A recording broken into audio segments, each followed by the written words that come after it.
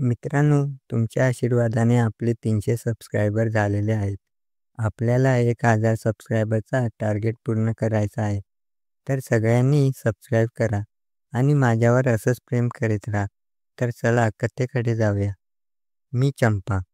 माझं 26 वर्ष वय आहे. माझे चहाचं दुकान आहे. माझ्या दुकानावर बरेच दिवस झाले एक 21 वर्षाचा मुलगा रोज येत होता.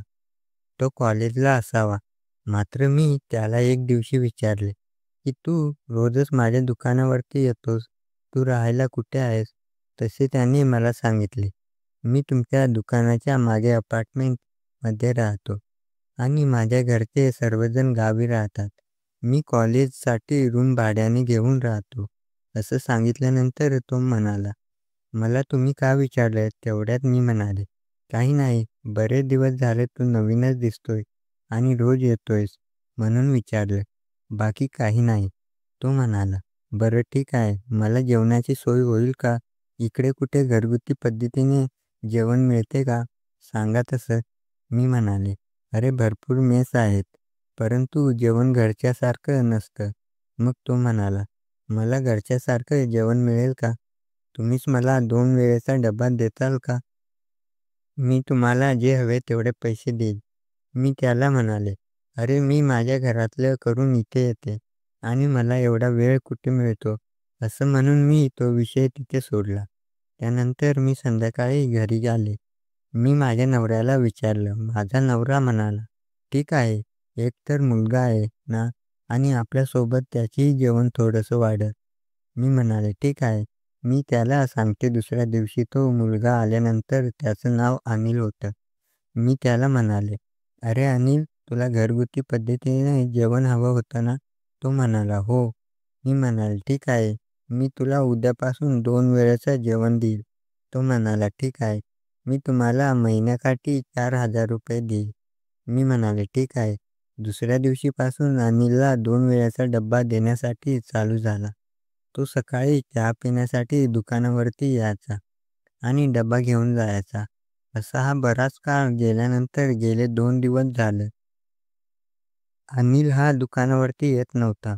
1-2 वेळेस त्याचा डब्बा हा खराब झाला. मी हे मुद्दाम त्याच्याशी चौकशी करावी म्हणून दुकानाच्या मागे असणाऱ्या अपार्टमेंटमध्ये गेले. मी वॉचमॅनला विचारले. वॉचमॅननी सांगितले मला की तो 3ऱ्या मजल्यावर राहतो. मी सरळ 3ऱ्या मजल्यावर गेले आणि दार वाजवले. त्याने हळूच दार उघडले आणि म्हणाला, "या." मी म्हणाले, "अरे अनिल, तू 2 दिवस झाले डब्बा घेण्यासाठी आला नाही." तेवढ्यात तो म्हणाला, "अहो माझी तब्येत ठीक नाही म्हणून मी आलो नाही." मी म्हणाले, "बरं ठीक आहे, हा धर डब्बा." आणि मी त्याला डब्बा द्यायला हात पुढे केला. माझा हात धरला आणि मला म्हणाला, "मला तुम्ही खूपच आवडतात. त्यामुळेच मी रोज तुमच्या इथे चहा पिण्यासाठी येतो. मला तुमच्याशी लग्न करायचं आहे. तुम्ही माझ्याशी लग्न कराल का?" मी 26 वर्षाची नवीन लग्न झालेली तरुणी होती आणि अनिल हा 21 वर्षाचा मुलगा होता. मात्र मी त्याला खूपच आवडू लागले होते. माझे फिगरही खूप छान होता. माझी जवानी पूर्ण गत भरलेली होती. माझ्या लग्नाला अवघे 5 महिने झाले होते. मलाही अनिल खूप छान वाटत होता. मात्र तो आज भलतंच काहीतरी बोलत होता आणि हे ऐकून मला खूप असं वेगळं वाटलं. मी त्याला समजवण्याचा प्रयत्न केला. मी त्याला म्हणाले, "अरे अनिल, तू हे काय बोलतोयस? माझं लग्न झालं आहे. माझ्या नवऱ्याला समजले तर काय वाटेल?" परंतु तो अनिल ऐकायला तयार नव्हता. तो मला म्हणाला, "तुम्ही मला हवं. मी तुम्हाला जेवढा हवा तेवढा पैसा द्यायला तयार आहे. परंतु तुम्ही माझ्यासोबत लग्न करा. मला तुमच्यासोबत राहायचं आहे. मला तुम्ही खूपच आवडतात. मला 2 दिवस झोप नाही लागली. मला खूपच कसं तरी होतंय." असं म्हणून अनिल त्या जागी चक्कर येऊन पडला. मी काय झालं हे पाहण्यासाठी जवळ गेले. मी त्याला उठवलं आणि बेडवरती झोपायला लावलं आणि तेवढ्यात मी त्याला म्हणाले, "असं काही बोलू नकोस आणि मला विसरून जा. मी जाते." असं म्हणून मी जायला निघाले. तेवढ्यात त्याने माझा हात धरला आणि मला जोरात ओढले. तसे मी त्याच्या अंगावरती पडले. लगेच त्याने मला घट्ट पकडून धरले आणि माझ्या ओठावरती जोराने चुंबन घेऊ लागला. माझ्या ओठात ओठ त्याने घातले होते आणि जोराने चावू लागला होता. मी त्याला "सोड अनिल सोड, हे चुकीचं आहे. मला जायचं आहे," असं म्हटले.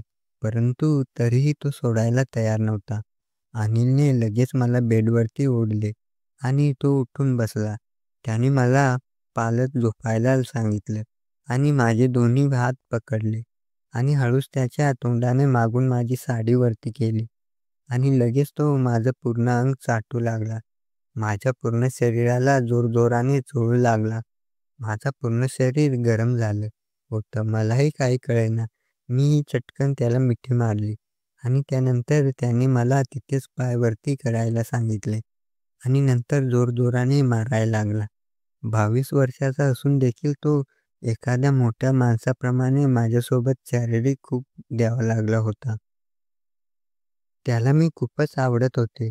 तो ज्या पद्धतीने म्हणले त्या पद्धतीने मी त्याची सर्व इच्छा पूर्ण केली. त्यानंतर त्याने माझे दोन्ही पाय त्याच्या खांद्यावरती ठेवले आणि पुन्हा जोरजोराने मारायला चालू केले. मी त्याला म्हणाले, "अरे अनिल जरा हळू कर. मला माहिती आहे की मी तुला आवडते. परंतु माझं खूप दुखत आहे आणि पटकन कर आणि मला विसरून जा." त्यांना तर अनिल म्हणाला, "मी तुला विसरून जाणार नाही. तू माझी राणी आहेस. मी तुला लग्न करून माझी बायको करणार आहे आणि मी रोज तुझ्यासोबत शारीरिक सुख घेणार आहे." असं म्हणून जोरजोराने फटके देऊ लागला. माझी ती जागा त्याने पूर्ण ओली केली होती. मला बाथरूम आली होती, तरीही अनिलने सोडलं नाही. त्याने खूप जोराने केली होती. काही वेळाने अनिल शांत झाला आणि मला म्हणाला, "मला तुमच्याशी लग्न करायचं आहे." मी त्याला म्हणाले, "आता तुला जे हवं ते मी दिले आहे. इथून पुढे माझ्यासमोर लग्न हा शब्द काढू नकोस. माझा तुझा संबंध मिटला." असं म्हणून मी तिथून जाण्यासाठी साडी वगैरे नीट केली आणि निघाले. तेवढ्यात त्याने मागून येऊन पुन्हा मला मिठी मारली आणि पुन्हा त्याने मला भिंतीवर ढकलून दिले. माझे दोन्ही हात भिंतीवर तिथे ठेवले आणि पुन्हा मागून साडी वरती केली आणि पुन्हा तो माझी मागून मारू लागला. मी त्याला म्हणाले, "अरे आत्ताच तर हे केलं ना, आपण लगेच तू पुन्हा असं काय?" तो म्हणाला, "मला खूपच तू आवडतेस." माझं मनच भरेना. पुन्हा त्याने खूपच होतो आणि मारायला चालू केले. आता माझं पूर्ण अंग दुखू लागलं होतं. मला सहन होत नव्हतं. मी त्याला ढकलून दिलं आणि पटकन दरवाजा उघडून बाहेर गेले. तेवढ्यात तो म्हणाला, "तुम्ही आज माझ्यासोबत असं करायला नको होतं." आणि असं म्हणून तो बाहेर आला आणि त्याने चटकन माझ्या हाताला धरले आणि पुन्हा मला ओढत घेऊन घरात गेला आणि म्हणाला, "फक्त एकच वेळ, त्यानंतर मी तुम्हाला नंतर कधीच मागणार नाही."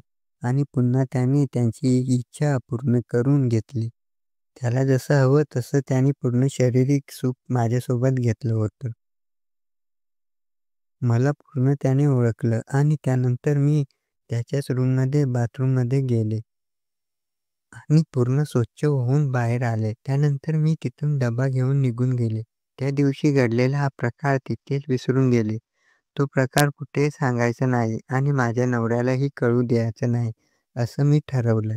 मात्र त्यानंतर अनिलचा हा प्रकार खूपच वाढू लागला. एके दिवशी तर तो माझ्या घरी आला आणि हेच माझ्या नवऱ्याने पाहिलं. माझ्या नवऱ्याचा तर अनिलच्यात खूप वाद झाला. म्हणूनच मी अनिलच्या विरोधात त्यांच्या घरातल्यांना तक्रार केली. त्याच्या घरातल्यांनी त्याचं पूर्ण शिक्षण बंद केलं आणि त्याला घेऊन गेले. त्यानंतर माझ्यासोबत हा प्रकार घडला नाही. परंतु खूपच मला वेगळा अनुभव आला. मात्र बाहेर राहत असताना अशा गोष्टीही घडणं साहजिक आहे. परंतु आपण त्याला बळी पडला नाही पाहिजे. माझ्यासोबत तेच झालं. मी अनिलला थोडंसं पसंत करत होते. म्हणून आज माझ्याकडून चूक झाली आणि मी त्याला जे म्हणलं ते करू दिलं. मात्र माझ्यासारख्या अशा कित्येक महिला व्यवसाय करण्यासाठी बाहेर पडतात. त्यांना मला एकच सांगायचं आहे, की जे माझ्याकडून घडलं त्या चुका तुम्ही करू नका आणि जर तुम्ही करत असाल तर वेळेतच सावध व्हा. कारण क्षणापुरती आपली मजा आपला हा संसार उद्ध्वस्त करून ठेवतो. याचा अनुभव कित्येक स्त्रियांना आला आहे. म्हणून मला वाटते, की आपण ह्या गोष्टीचा विचार करावा. माझ्यासोबत जो घडला तो प्रकार मी तुम्हाला सांगितलं. बाकी तुम्ही समजलं असेल. धन्यवाद.